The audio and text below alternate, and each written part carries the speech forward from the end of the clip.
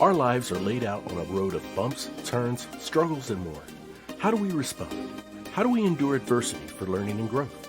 I'm Aubrey Johnson, and we'll explore these questions and more on the road to rediscovery.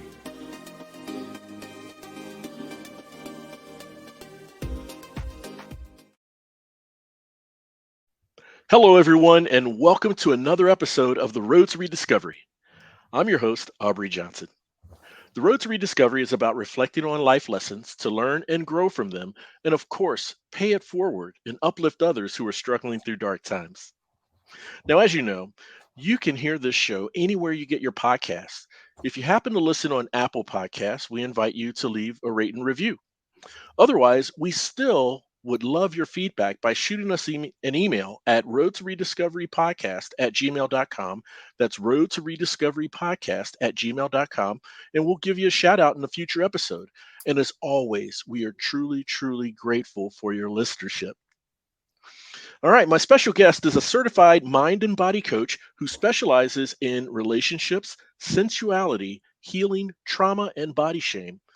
With a journey having experienced repressed sexual trauma and family loss, she's overcome and now helps women prioritize spirituality and sensuality in their lives. Ladies and gentlemen, let's welcome Juliette Karaman to the show. Juliette, welcome to the show. It's so great to have you here.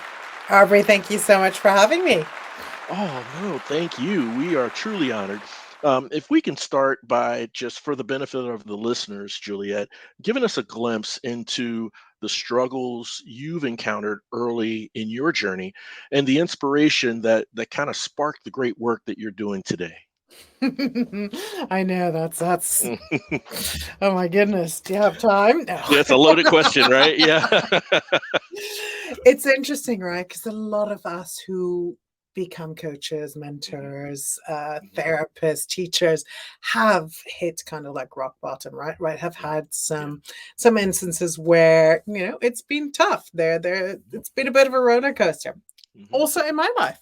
I mean, it started pretty early, I think. If I'm really honest, I had an uncle I'm Dutch, so in Holland we call everyone that's older, we call them uncle. So I had an uncle that molested me, and I didn't quite know what it was, but I went to my mom about that. She's like, no, that's just normal. That's what uncles do. And I was like, yeah, at 6, I was like, okay. Yeah, So right. kind of like bookmark that, but just Hmm. it didn't get really bad, but it was just really, really uncomfortable. So the shame started loading in. It's like, oh, I'm doing something wrong. Yeah. Then then in my teens I got raped multiple times. In 18 I got date raped 5 times by 5 guys, and I completely buried it. Like a Mhm. lot of us, when trauma happens, trauma is something that happened too soon, too fast for the mind or body to respond to, and then it gets stuck, right? And then we Right. relive it. Right. So my mind, my psyche was like, yeah, no, we're gonna shove that under the rug. Life is good. We're just gonna go on with life. I Mm. remember this was with I was living in Spain at the moment, Mhm. and this girlfriend and I were going out with these 2 guys and going to a party with them. And yeah, they let everyone else in. And I remember at one point we escaped through a window, black and blue, bruised, Oh my gosh. gagged, the whole thing. Mm. We walked back to town because this was outside of town. Mhm. Mhm. We saw each other probably once or twice, and we never spoke again. We never spoke about it. We didn't get to the police. Oh wow. We took on so much of that guilt that it must have been something that we did. Mm. So fast forward, yeah, I don't really notice why I do things. I just know that I yo-yo a lot of emotional weight. So, I lose weight, I gain weight, I'm like a beached whale, and then I lose it again. I'm like, okay, whatever. Get married, have 4 children in under 3 years' time. Lots of Mm. miscarriages in between, but somehow deal with Mhm. it. But at one point, there was this one moment that my husband, he and I had a fight about our son. And he said, maybe we should get divorced. And it was actually like a physical weight dropped off my shoulders. And it Mhm. was like, it's the first time that I viscerally had felt that. I was like, oh, whoa. So we did get divorced. We're very good friends still. We were co-parenting our four kids who are in their early 20s. Oh, good. Yeah. We spent Christmas together with our new partner. So it's really like the modern new family, which is great. Right. So, it was like, okay, we can't stay married anymore, but we still love each other, which Right. is something that I help people with as well. But I hadn't quite understood yet, chronic overgiver, kind of like recovering overgiver now, let's put it that way. Yeah. Yeah. Yeah. And I'm glad you brought that up, right? The overgiving, because I want to understand the behavior behind that, right? Mhm. So um, was the result of overgiving what you call spreading your energy too thin? Completely. And that's it. That's what happened to me then. I got Uh-huh. into another relationship, guy with three kids. We had 7 kids between us all. Yeah. Long story short, I started fainting. I spent 9 months in and out of hospital. Mm. I was like, "Oh," the body was like smacking me in the face, like, "Hey, wake Yeah. up." Yeah. And Yeah. that's when my real journey started. That's when I was like, "Okay, I Wow. can't actually walk. I can't physically get up. Right. Right. Right. It's time to change." Oh, absolutely. No, for sure. And that was your body's physical response Mhm. to the overgiving, right? Yeah. Oh, wow. So that makes a lot of sense. Um, what was the source of the overgiving, Juliet? I mean, is it a an inherent, natural, generous, giving nature that you've had growing up, or what is the source of that overgiving Gosh, for that's a you? good question, and thank God I've done some work that I actually know it. A lot of people be like, I don't know." Um, no, really looking back at my childhood, Hmm. from really early on, I was super generous. Like, I think Hmm. as like from a baby on, I would give my things to people. I Yes. remember my mother saying that I had made these beautiful drawings and I would just give them away to everyone. And she's Hmm. like, "No, we want to keep them." So I think it's inherent giving, Yeah. but if I'm really honest, how I found out that I'm a giver is because I'm also a hypnotherapist, so I Hmm. do a lot Hmm. of hypnotherapy, a lot of regression stuff, and Hmm. I actually went back into the womb, and I noticed that my parents were actually a bit fearful of me coming along because I'm the third one. There wasn't that one, they're like afraid of money. Hmm. Hmm. So I took on that fear. And then I noticed like every time I would bring someone something, if I'd bring them a drink or if I'd massage their feet or if I'd do something, their energy would change. I used to see a lot of energy. I see energy now again, but shut it Hmm. off for a while. And I would just notice that their nervous system would change, their energy would get just more quiet and harmonious. Their heart would start glowing more. So it's like, oh, so for me, that anchored in. It's like, okay, I have to give in order for them to be better, and then I'm better too. Understood. Understood. Wow. And Deep one, huh? well, I want to.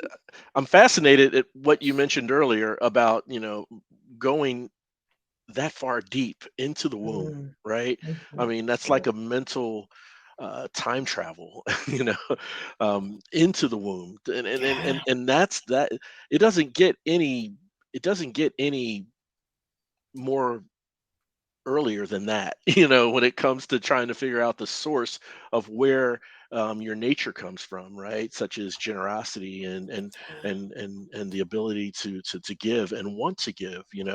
Um, Now, when you realize this, and after the fainting spells and everything, Juliet, um, at this time, I knew, or I believe, you have started to then try to focus on, and I know this term is tossed around a lot, but self care, right? And paying a close attention to your needs, your Mhm. mind, your body, the nurturing of your mind and your body, what you have maybe subconsciously deprived in the time of overgiving to others.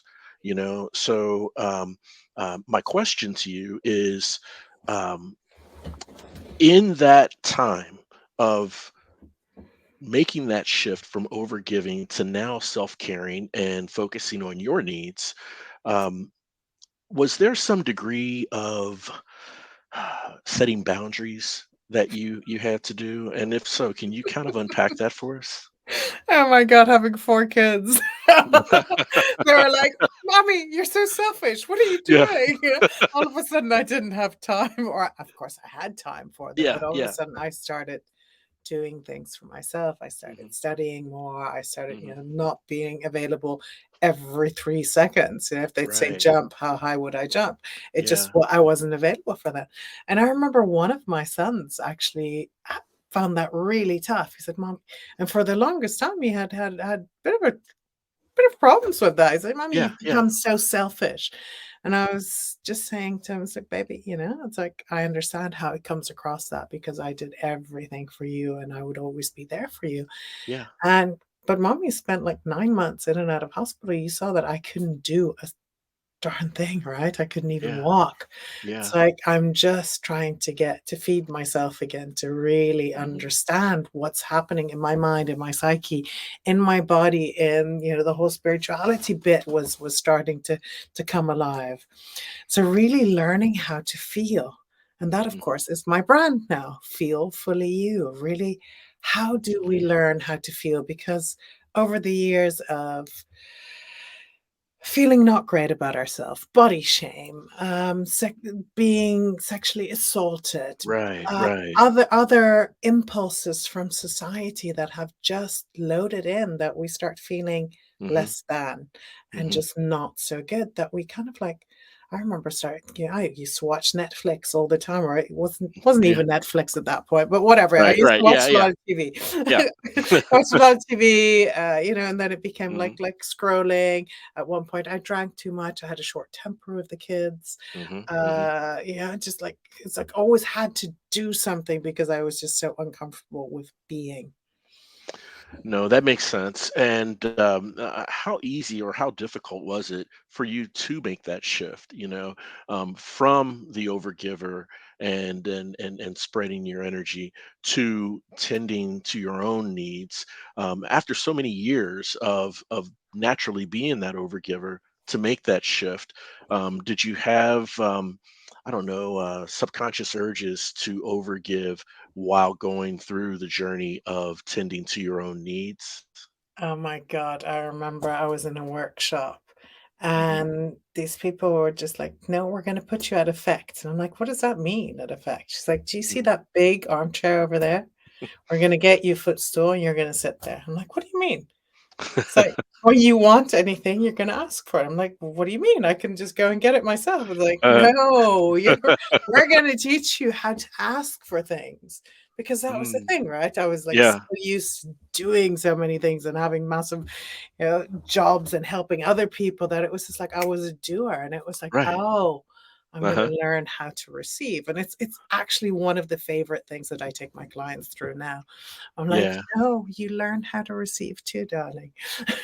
Ask your husband for that perfect cup of tea, Yes. exactly how you want it. Yeah, exactly. That has got to be a huge revelation for clients that you work with once they turn that corner and come to that realization, right? And I do want to talk on that great work. I just have one last question Mhm. regarding a realization that you have come to, or at least that I feel you've come to.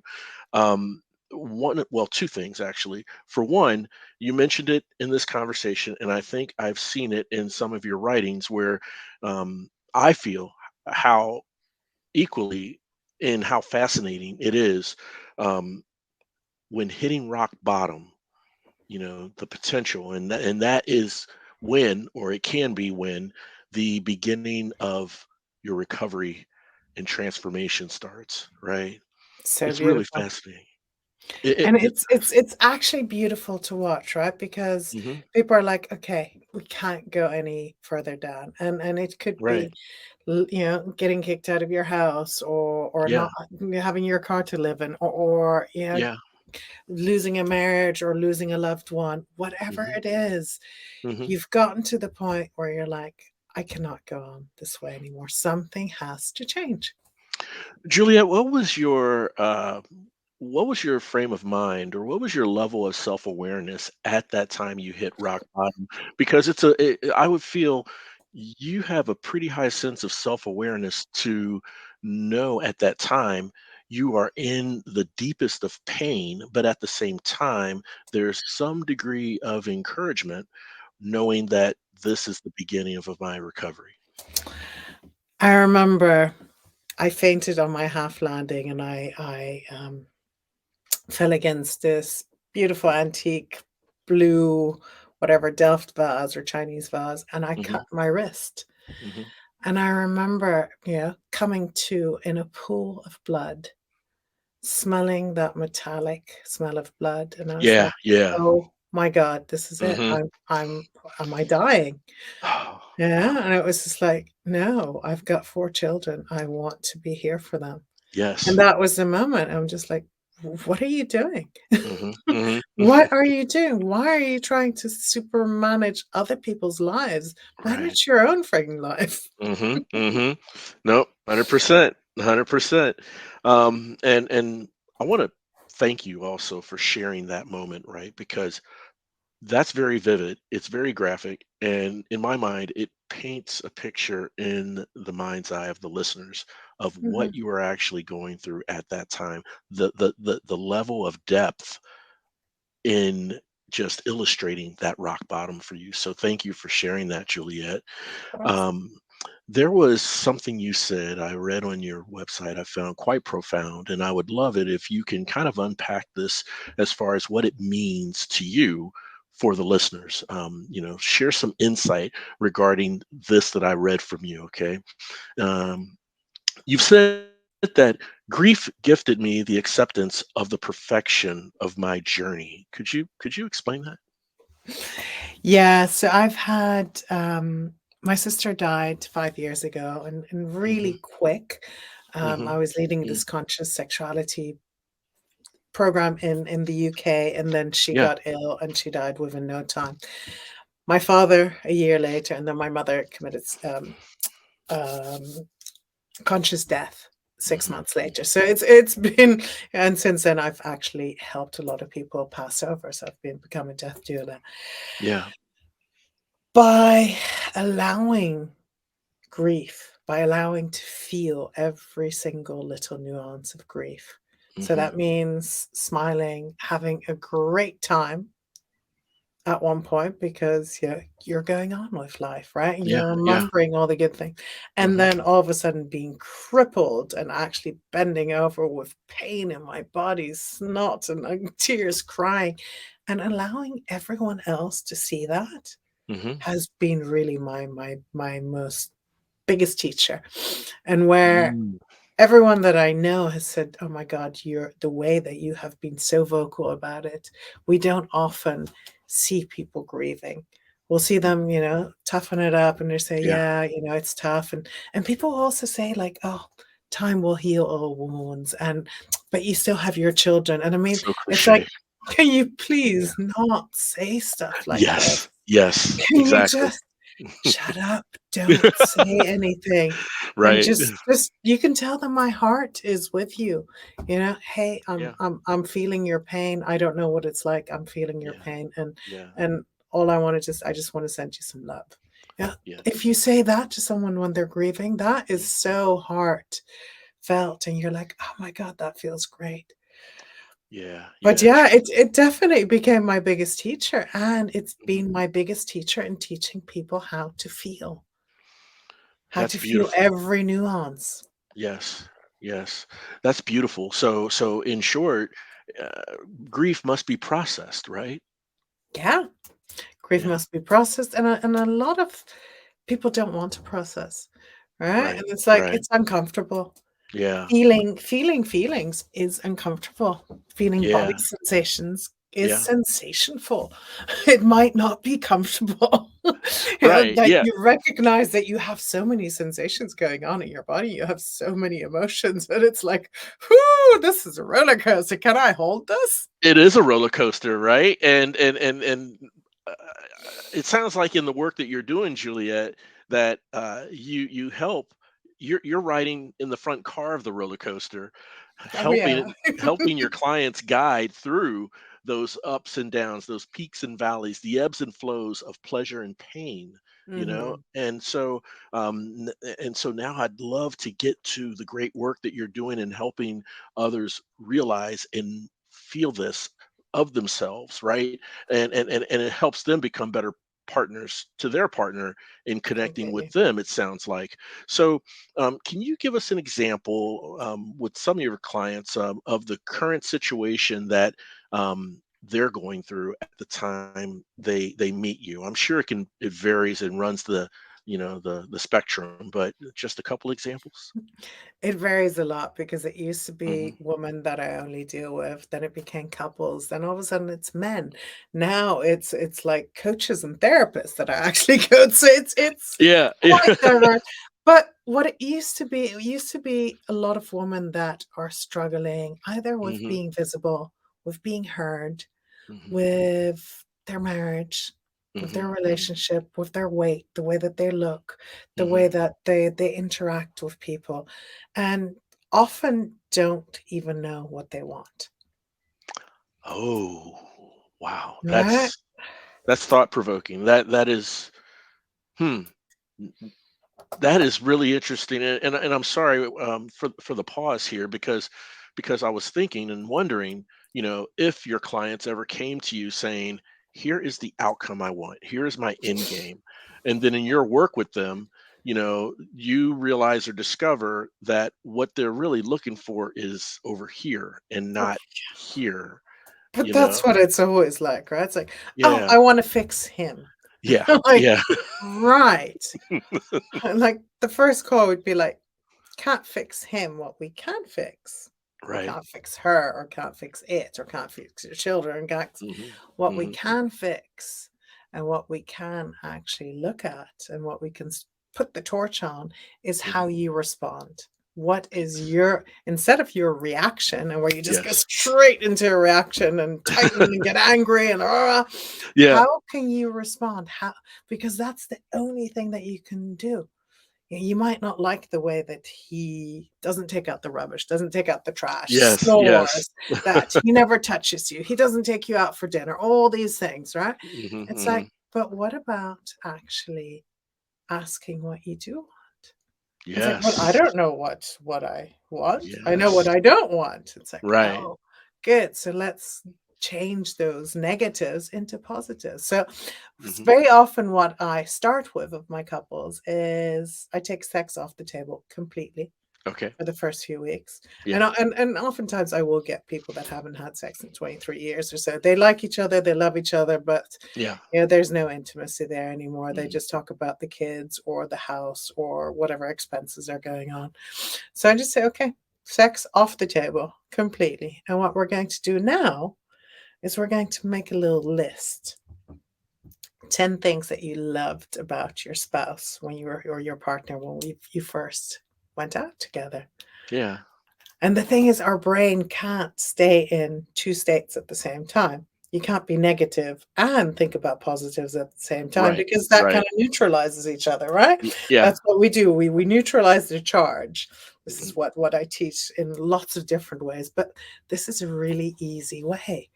And then I say, "Okay, so you block out an hour a week together. No kids, no phones. You don't talk about the house. You don't talk about your jobs. And you start by sharing this list with each other and really getting into that state Mm. of gratitude, of remembering what it was Yes. that you loved about each other. Mm. And the Got funny it. thing is, then we start revving it up a little bit and we start Yes. communicating and we do all kinds Yes. of communication games. Mhm. And then without it actually without them really wanting it, within a few weeks they come back saying, "Oh, do you know that homework that we're not supposed to have sex?" Like, "I'm really sorry, but we broke But it." we we broke the rule. That is a good thing in this case. No, But but it's often the way to do it, right? If you tell them it, you can't do it, you right. can't have that, and they're so focused on, oh my God, I used to love this together. Yes. They all of a Yes. sudden they start going on really cool dates together. I tell them, Yes. don't do dates in the evening because you're tired. Go and do something in the morning. Go Yes. go Yes. and go wild water rafting. Do something that you Uh, both used to love as kids. Get some newness back into your relationship. right.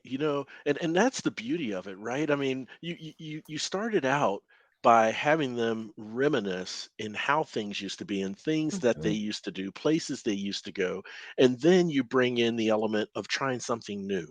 Completely. That is beautiful, and then naturally it just gravitates to breaking that rule. Well, then we start giving them communication tools and Yeah. how do you want to be touched? And then I bring in what's called the erotic blueprints. It's kind of your Hmm. 5 love languages, your codes Yes. into pleasure. Hmm. So we often don't realize that we're with a partner that has a completely different blueprint. Hmm. So their way into pleasure is not our way into pleasure, but we've been together for so long. So this has become kind of like the way that we're stuck. Mm. And then when all of a sudden you can do body reveals with them, and I get them on Zoom and I get them to touch their partner off the body, Yeah. put different sounds on, have different Mm. smells, and they see what happens to that body. They're like, oh my God, I'm playing Ye- an orchestra. What There is you this? go. Playing an orchestra. I love that. I love that. And so that brings me to my next question regarding what are some of the revelations or things that your clients have mentioned to you that they've learned about themselves through working with you? They have learned they've learned to speak up for themselves, and they've Yes. also learned how to be much less harsh. Hmm. They've learned empathy. They've Love learned it. to put themselves in each other's shoes. And Love I it. know at the moment there's a lot of the whole Me Too movement has gone on. And Yeah. there's been a little bit of man bashing, if I'm really honest about it. Yeah. And yes, the patriarchy and all of this, but you know what? We can also tell our men that they're really trying well. You see them trying hard and they're doing their best. And we can say, hey, you're a good man. Thank you. You're a good man. You're trying. And make a little adjustment saying, give them a little shit sandwich. It's like, I love that you brought me coffee today. Sandwich. Yeah. And Yeah. Yeah. I would Yeah. love it without sugar next time, right? Yeah, But yeah, thank you for yeah. doing it. A little good, something bad can work on, and then something good underneath. Yeah, I understand. I understand. And thank you for saying that, by the way, Juliet, because there's a few bad eggs in the batch. Can make it look like a bad dozen. And Yeah. there are some men out there that give the gender a bad rap. And you Yeah, know, it's terrible, and it's yeah, really sad that because I see so mhm, many good men out there. But, I have 2 daughters as well. I've got 2 boys, 2 yeah, girls, yeah. and I remember one of my daughters, what happened to me as well, but, I was in my 40s, Hmm. going on the tube, so going on the underground, train in London, Yeah. and this guy reaches up under my skirt. So for me, I just got angry at him, I shouted at Of him. course. Yeah, yeah. For my 16-year-old daughter, when that happened to her, she got massively traumatized. She's like, "Mommy, this guy." I Mhm. said, "What did you do?" She said, "I just smacked him." I'm like, "Great." Yeah, there Said, "I you go. taught you well." But, That's right. if that had happened 2 years before, she would have not done that because, she Hmm. didn't know. Right. Wow, that's amazing. Yeah, and it's so it's hard to hear, That this still happens. it still happens to this day, I mean, here we are, I mean, in the 21st century, and sure, we still have a long ways to go when it comes to equality between genders and races and so forth, but Yeah. you would think something like that gesture, would, just from a humanitarian standpoint, would be like so archaic, and just not Mhm. practiced anymore. But there's all sorts of people in the world. There's all sorts of kinds, and I do appreciate you sharing your response to it when it happened to you and your daughter's response, and she had the tools and the knowledge To know how to respond, right? She had the tools because I told her that Yes. I actually shamed the guy because this guy in like his three-piece suit, Yeah. pinstripe. You're like, okay, he's going to the city. He's going Well, he to, thinks he's entitled. it's not. And I just looked at him in the face and said, if you have daughters, I hope this never happens to them. But you should Mm, be ashamed of yourself. And yes. everyone just looked at him. Yes. Yes. Yes. Good for you. That is great. That is great. And I hope he's taking that to heart, especially if he has daughters. He should take it to heart anyway. That's yeah, that's it's real hard to hear that, but again, a professional such as yourself handled in just the right way, just perfect.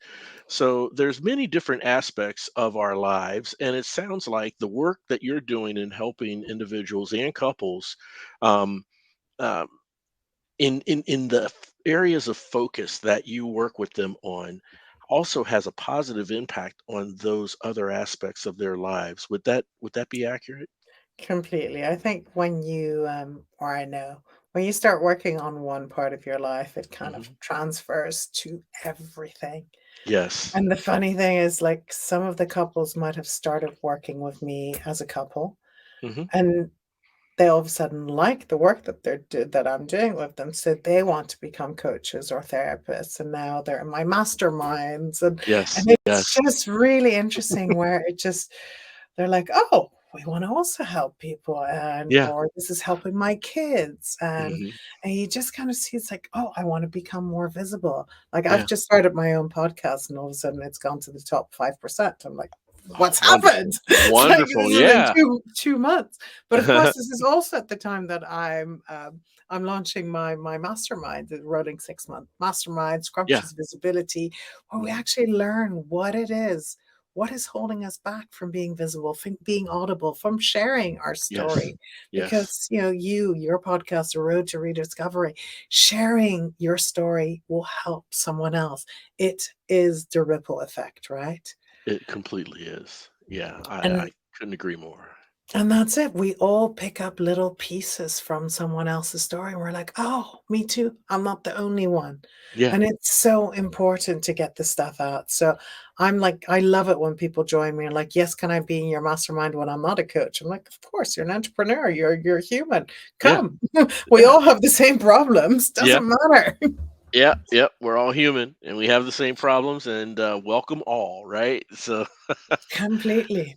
oh, that's wonderful. Juliet, how can the listeners connect with you, learn more about your great work and just hear more about who Juliette Karaman is? Well, first of all, you can start listening to your own podcast, Road to Rediscovery, since you're already listening to me here. And you can also start listening to my podcast. It's called The Scrumptious Woman. And again, we're also on all the platforms. So definitely have a look there. And then my company, my brand is called Feel Fully You. So if you go to feelfullyu.com, I'm actually giving the listeners of The Road to Rediscovery a special offer. One of my first courses is called Feel. So if you have an idea of like, oh my God, something that this woman said actually had me feel, because nothing can make you feel. No one can make you feel. You can have you feel. This is my little pet peeve. If you're like, okay, I want to do that, it's a 15 module self study course. They're not massively long modules, but you will learn every day a little bit how to open up more, how to do somatic experiences, how to work with your mind. So go to feelfullyu.com/feel and then use the coupon rediscovery for Mm, 100% off. It's £555 normally, so you get it for free. that is wonderful. Once again, for the listeners, feelfullyu.com/feel for a special offer for Road to Rediscovery listeners with the code Rediscover. Is that right, Julia? Rediscovery. Thank you. Rediscovery. I should know this, right? Rediscovery. Also, you want to check out the Scrumptious Woman new podcast that Juliet is hosting. and learn more insights and great conversations. I'm sure that's on that podcast. Even though I'm a man, I think I'm going to subscribe and listen. I've got some men on there too. Oh, fantastic! I've got some men. I've got some people that transition from woman to man. I've got Mhm. everything on there. Everything that is kind of taboo, I talk Yeah. about. Oh, beautiful. See, I can learn, and I'm a lifelong learner. So Aren't trust we me. all? Yes, we are. We are. And we have to subject ourselves to that and not always think we have it all figured out. We grow so much when we have that mindset of learning, Completely. no matter And how. there's actually one episode, it's episode 9, which is all about grief. If you want to Mm, hear my story about grief and actually how I dealt with it, mhm. have a listen to episode 9. Uh, And also follow me on Instagram, Juliette Karaman with double TE, so French spelling, and then Karaman is Karaman. But I'm sure you'll put it all in the show notes. Yes, I sure will. But I do urge and encourage the listeners to follow me in following Juliet. I'm going to follow Juliet, and you follow suit and follow her too on Sounds good. Instagram, on Facebook, and everything. So, yes, all of that will be in the episode show notes. The listeners can click and connect with you while listening to this wonderful conversation. Juliet, thank you so much for coming on the show. I can't thank you enough. Please, let's stay in touch. Love to bring you back on the show at a future date. I truly appreciate the insights you share with the listeners. Thank you so much for having me, and thank you so much for what you're doing and bringing this light out into the world, right? Oh, thank Thank you you. so much. That's very so thoughtful of you. And I'm just one of many trying to make that effort. And incrementally, I think, we can make a change in the world for the better. Absolutely. That's what we're Yeah. doing, turning the world back on. 100%. That's right. And I want to thank all of you for tuning in and listening. And look, if you have a loved one, coworker, relative, neighbor, friend, someone who doesn't seem to be quite themselves lately, maybe they're going through dark days of despair, not quite sure where to turn or who to turn to, I humbly ask that you please share this show with them because on the road to rediscovery, we want our listeners to know two things. Number one, you're not alone. And two, there's always hope. The road to rediscovery, it's a movement, a revolution. And guess what? You are now part of it. We're all roadies on this journey of life. And it sure feels good having you on the road with me. Thanks again for listening. We'll chat again soon. We really hope you enjoyed this episode of The Road to Rediscovery. We'd love to hear from you.